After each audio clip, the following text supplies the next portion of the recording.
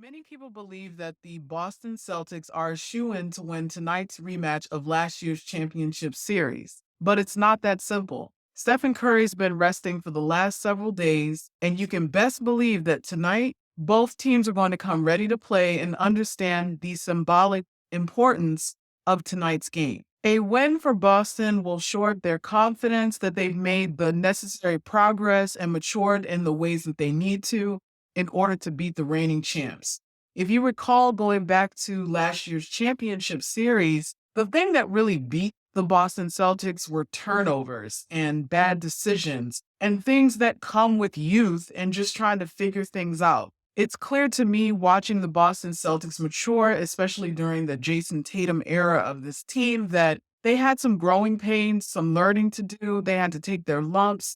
This is true of any great player and any great team. Very few players do what Magic did and come right out of the blocks and win.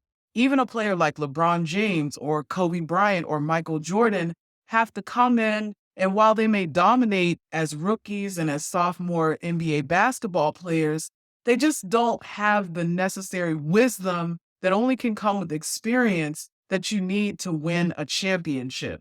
And the Boston Celtics are demonstrating, especially with the addition of Malcolm Brogdon, at point that they have what they need this year to compete against a team.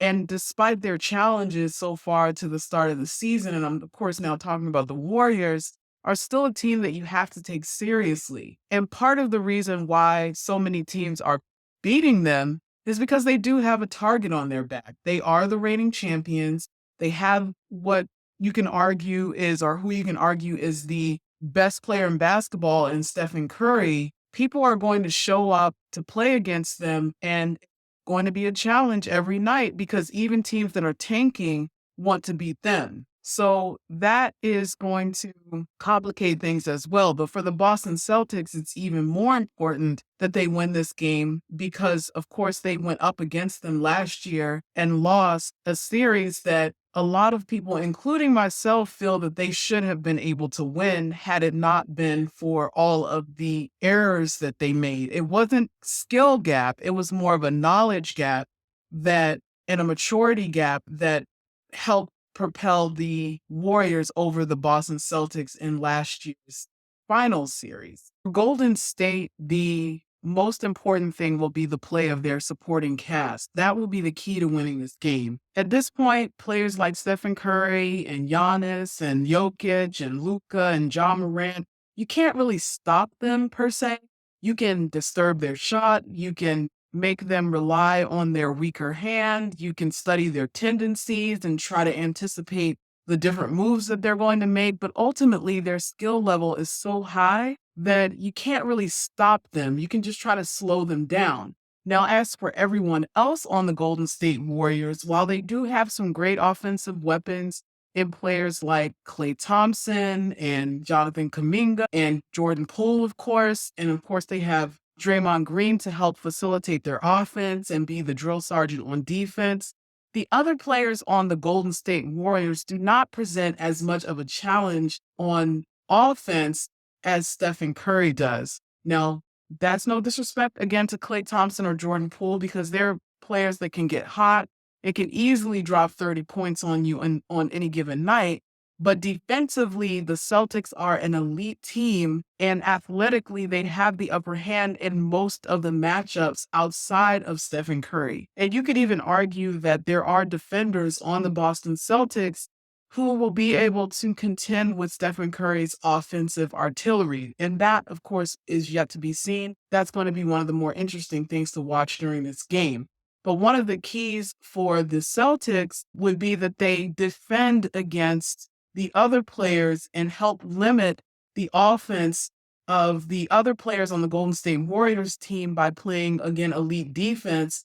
And for the Warriors on the other side, it's going to be really important that the supporting cast show up and they have to limit mistakes. One of the things that I've seen, especially in this last 10 games or so with the Warriors, is that what's really hurting them at the end of these closely contested games are mistakes that are being made by the younger players. It's ironic that the very thing that hurt the Boston Celtics last year is the thing that the Golden State Warriors are having to be concerned about, because some of the more veteran players that they had in Otto Porter, Damian Lee, Gary Payton Jr., those players aren't there this year. So you can't put in a lineup of seasoned players who may not be as athletic as the younger guys, but have the ability to make good decisions in critical moments. So it's going to be really extremely important that Jordan Poole, Jonathan Kuminga, if they get substantial minutes in this game, that they make good decisions,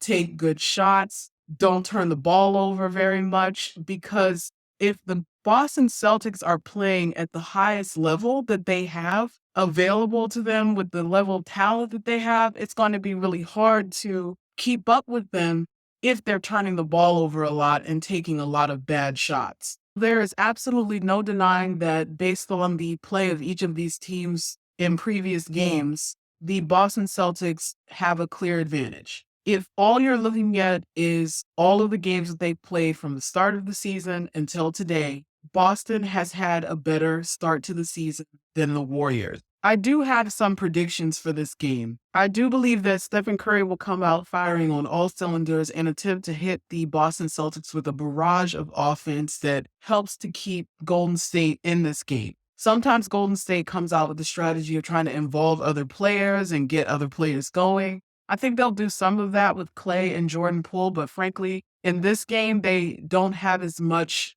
leeway to feel their way into the game.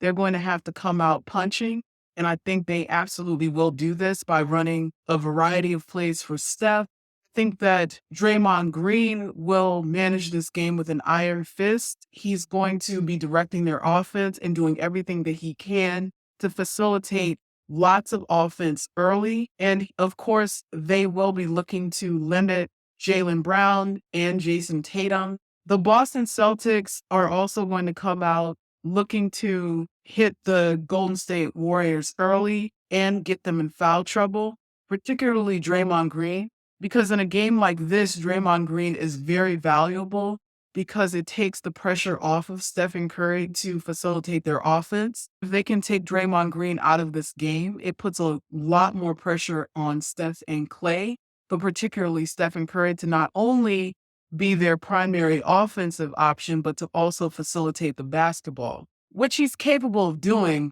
But the Golden State Warriors are more effective when Draymond is facilitating their offense. I think that the Boston Celtics are going to come ready to play, but I do think that there will be some nerves because of the weight of this particular game, considering that they lost last year's finals. The Boston Celtics may struggle a little bit in the first few minutes of the game, but I think that once they settle in, it's going to be smooth sailing from there, and it will really be a task for the Golden State Warriors to just keep up with them, which they absolutely can do. But a lot is going to depend on, again, how well the supporting cast of the Golden State Warriors show up on both sides of the basketball. And for that reason, given everything that I've seen in the last 20 or so games from both of these teams, my vote is going to be with the Boston Celtics to win this game, but I by no means think that it's going to be a blowout. Leave your thoughts in the comments section. Who do you think is going to win this game? Do you think it's going to be the Boston Celtics, or do you think the Warriors are going to show up in rare form and do what they did last year in the finals and beat the Boston Celtics again in this rematch?